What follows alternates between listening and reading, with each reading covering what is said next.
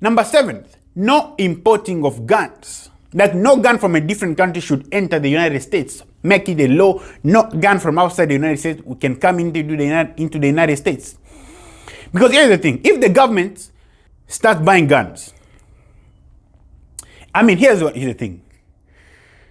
The government can start buying guns at a higher price. But the government can also make money to replace that, or make money to use to buy those guns.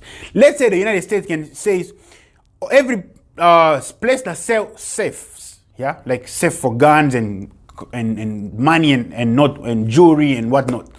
Every place that make those safes will start now only making safe for instance, for money and for jewelry and other stuff. But a safe for a gun will be bought from the government only. Okay?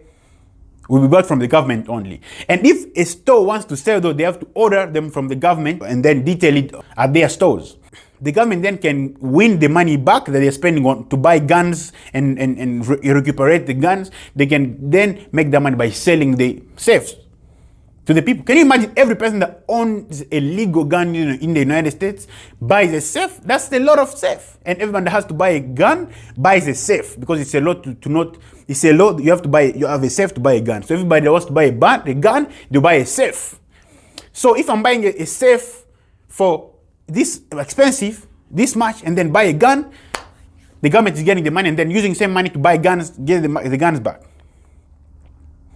Now, if the government is buying the guns at a very high price, people can start making business out of that. You see, people can easily go to Canada, for instance, buy a gun, and then come and sell it back to the United States. It's going to be a business. You go buy a gun for $200 maybe in Canada, Africa, or anywhere else, and come in the United States and sell it for $20,000, for $50,000. Now, to avoid that or to stop that, we have to make sure that no gun, we have to make it a law. It's illegal for somebody to bring a gun in the United States, and it has to be made known to them. It has to be told to everybody that's flying or coming in coming with any means of transport into the United States. It has to be made known to them that you are not allowed to bring a gun into the United States. So if a person is at the airport with a gun, they have to be given at least 3 options. If you're coming into the United States to live for good, it's either we buy your gun at a very low price, let's say for instance $50. If somebody we're taking those guns for 50, people will avoid that. People start leaving their guns to where they're coming from, or people who cannot buy guns to come and sell them here to make profit, because then we'll be blocking those from the airport. And if not, we take it for free. But if that person is coming and going out, if possible, we can keep it at the airport, and then on their way back to where they came from, they take their gun, they take it back with them. Right? So that's one thing. I don't even know if people board with guns in airplanes. Now, number 8. Number 8, restrict any shooting in music videos and video games. Because look, if somebody sings shoot, I'ma shoot, play with me, I'ma blast your head, play the shoot, I'ma shoot. If somebody sings something like that, arrest that person. You receive their punishment, and censor that video, that song. Yeah, because do you know how much influence this music have on people? Some people take it too serious. Some people take it too personal, what they hear in songs. And so they want to apply it in real life, while the people that are singing it, most of the time it's not real stuff.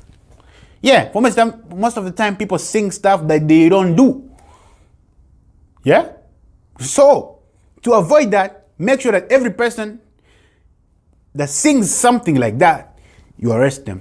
Only if it's maybe in a way of sensitizing people to stop guns, like to stop gun violence, to stop shooting, yes. But if it's about, crazy, like if the song is in a way of influencing people to shoot or to commit gun violence, basically, that type of song, the musician first is arrested, and it had to be determined how many, years, for instance, of prison they have to serve.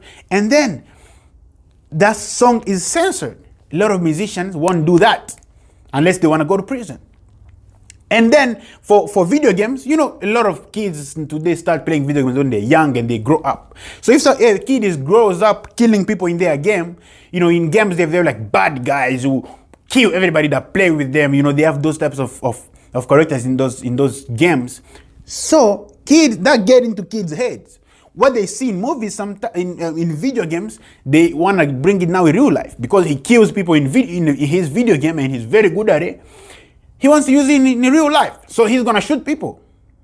He's going to go to school, shoot people. He's going to get into a nightclub and then act like he's the boss, then shoot people. Whatever they do in video games, they want to bring it in real life. That's what we have to avoid. So every video game has to be inspected and make sure that there's no shooting that can happen in there. That's number 8.